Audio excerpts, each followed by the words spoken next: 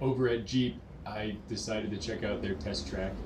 They had an impressively steep hill climb and some other obstacles to go over. And luckily, the 392 Wrangler Rubicon was available for me to ride in. For now, I'm checking out the Wagoneer, which was actually really cool. I'm a huge fan of the old Wagoneers. The new ones look a little fugly from the side, but front and back are cool. The interior is really nice, so credit for the interior if nothing else. Another thing I like about Jeeps is they're offering a few more plug-in hybrid options this year and next year.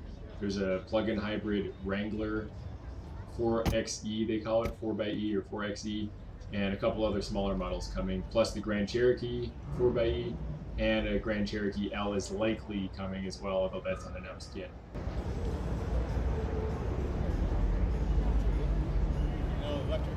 If you don't know already, the 392 Rubicon is the brand new V8 version of the Wrangler. First time it's offered in the Wrangler. I know it was offered in the CJ before the Wrangler, but for the Wrangler nameplate itself, first time a V8's been offered. So not only is it super powerful, it sounds amazing, and the driver here was not shy about revving it up for me, and I was able to enjoy a lot of that sound. Stick around for that later, and you'll be able to see a bit more about it. Man. Nice. Alright, so I've got my sway bar electronically disconnected here. Okay, so I just got need it. to push that button. So I've got my forward-facing camera with my dynamic grid lines right here. So as we go over this off-camber discipline, it's just showcasing the flexibility of my suspension with my sway bar disconnected. Because I've got solid front and rear axles, I'm maintaining traction throughout this discipline. I'm not lifting the wheel as I would if I had independent front suspension. Flex like crazy, huh? It's just, it flexes like a beast. And then also I'm in 4 low, but I can choose to go around these obstacles. You'll see my dynamic grid lines moving, so I can go around them, I can go over them. Doesn't matter.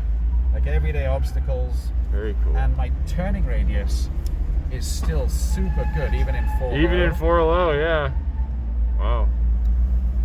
So now again, the breakover, because we have our sway bar electronically disconnected, we're just gonna flex out our suspension. Oh yeah.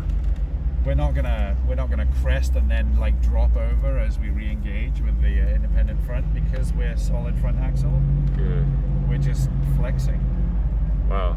And I've got this giant sunroof. It's called the Sky One Touch as well. So it's currently open. Oh, okay. And it's just a monster. For everyone in the back, it's just glorious to be able to just open and close. Yeah, like convertible. So I've also got like a built-in auxiliary here, so I can plug in light bars or anything else. It's already built in. The wiring harness is really cool. I've got my USB, USB-C auxiliary. But of course, we're here for the Hemi power. So let's enjoy that.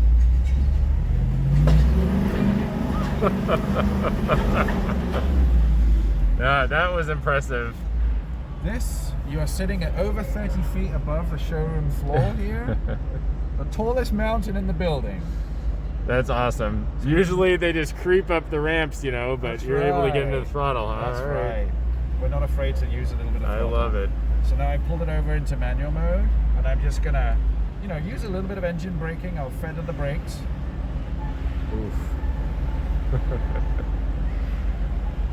How's it feel? This is the steepest I've been in a car show, or maybe even ever. That's impressive. Wow, that is really on the seat belts.